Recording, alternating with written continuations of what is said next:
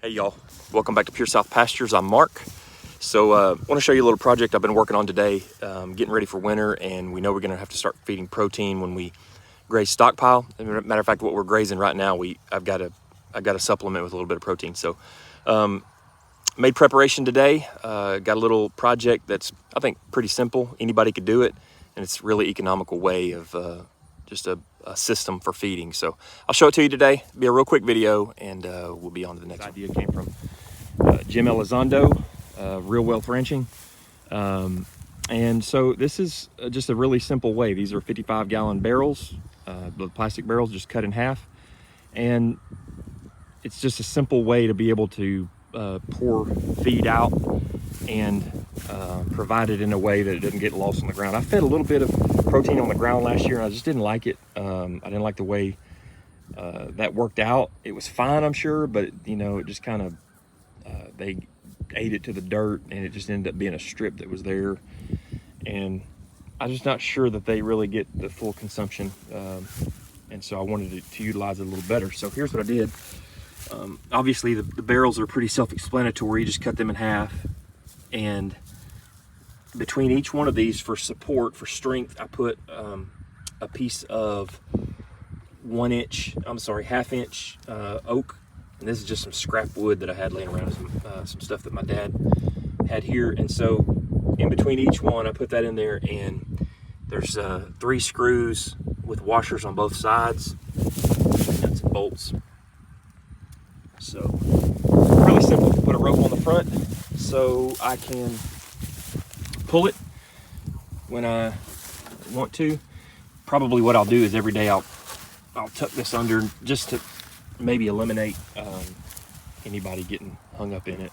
I don't think it'll be a big issue, but always try to think about stuff like that.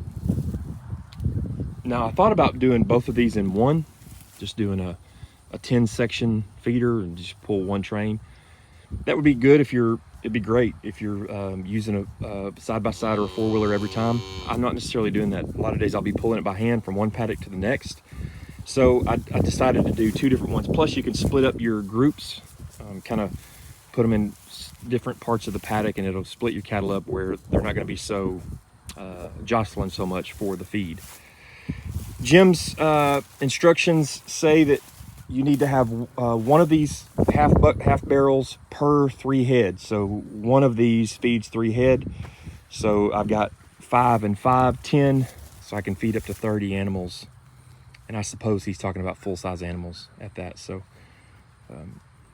what I plan to do is every day, we move our cattle every day. And so when I move them in the morning, before I drop the line, after I set up the paddock for the day, I plan on pulling these to the next to the new paddock, pouring the protein supplement, which we're using soybean meal. I'll talk about that in just a minute. Pour the protein supplement in there while they're still in the other paddock before I let the wire down.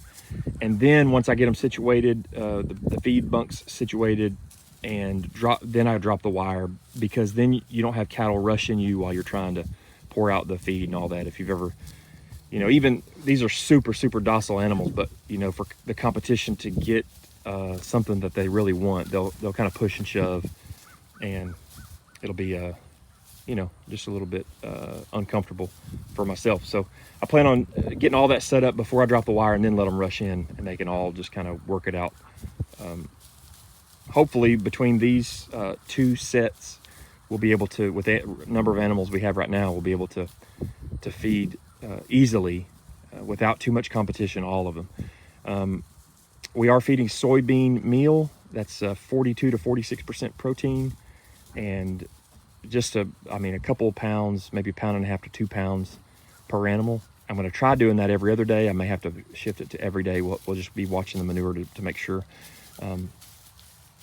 To me, it's all about observation and just watching the condition of the animal, watching the manure. And if the manure's stacking up, if you'll put your foot through it, it may or may not have undigested fiber. So even if it's stacking up, if it looks like they're digesting it well, then you know you're still pretty good. But I really like to see the consistency of it break down a little bit, be a little more soft than just stacking. So that's how you can tell if your animals are functioning properly. So anyway, you can add to these, you know, as you add animals, as your herd grows, you can just continue to add to them. Very, very simple, economic way to feed through the winter, and anybody can do this. So I encourage you, if you're looking for a way to do it, put some together and make it happen. We'll see you on the next one.